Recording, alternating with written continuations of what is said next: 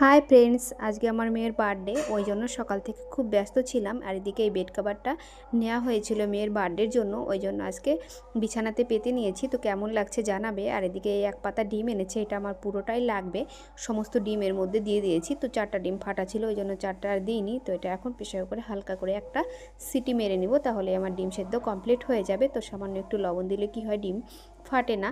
তো সিটি মারার পরে কিন্তু আমার ডিম একদমই ফাটেনি, দুটো শুধু একটু খারাপ হয়েছিল, আর বাদবাকি সমস্ত ডিমই একদম খুব সুন্দর ছিল।